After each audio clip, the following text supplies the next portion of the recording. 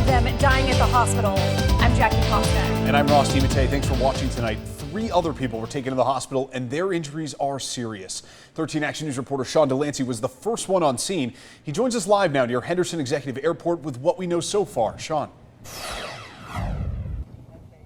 Well, Jackie, Ross, still a very active scene here right along Volunteer Boulevard. Right now, crews are working just south Executive Airport, where it appears that the plane bounced off the road and in a right by those emergency vehicles. Now, the plane came down just after 8 and caught fire with 4 people inside.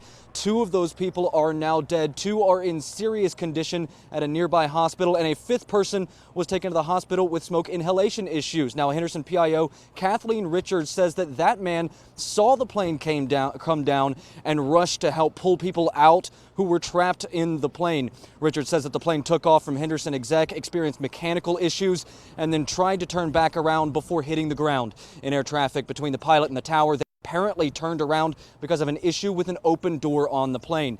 Now, Richards says first responders rushed to the crash knowing it would be a tough night ahead of them. You know, it's dark out, so it's hard to see anything, and any scene like this is always going to be devastating because you know you have injuries, you know you have one person that is deceased and didn't make it, so it's always heavy on the hearts of firefighters when we have someone like this pass away. But you know, they're trained for this kind of incident, and they know how to do their job. They try to take emotion out of it. Now, it is going to be a long night for those first responders as well. Many tonight, I imagine, are happy that the plane didn't come down a few hundred yards further into a small community. Sean DeLancey, 13 Action News. Sean, and you mentioned that it's going to be a long night for those first responders. Is there any word on how long those crews will be on scene and when we might have an idea of what caused this crash? Well, Ross, in the immediate future, the Volunteer Boulevard will be shut down for quite a few hours as crews begin a little bit of cleanup here and try to clean up any fuel that might be on scene. And then the FAA and the National Transportation Safety Board are going to come here and begin an investigation. They say that might take up to a year to complete before we have any solid answers as to what happened here tonight. Sean, thank you so much. And right now, as Sean mentioned, the investigation is just getting started. To get more insight on on that, we may have a commercial pilot, I believe, on the line. Robert Katz joining us on the phone. Robert, it is great to have you with us. I'm wondering if you can tell us a little bit more about the type of plane that crashed and what may have gone wrong in the sky.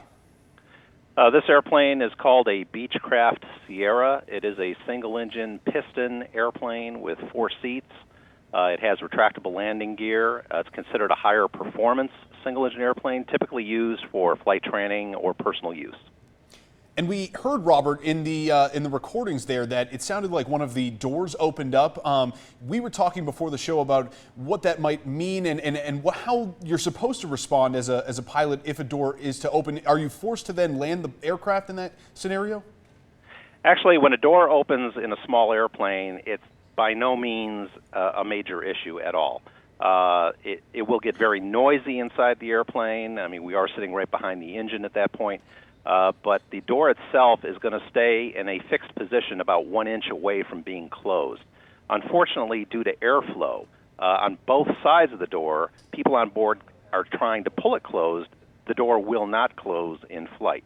So what we hear from the radio transmission, this pilot did want to come back to the airport and land. That's perfectly what I would expect under the circumstances.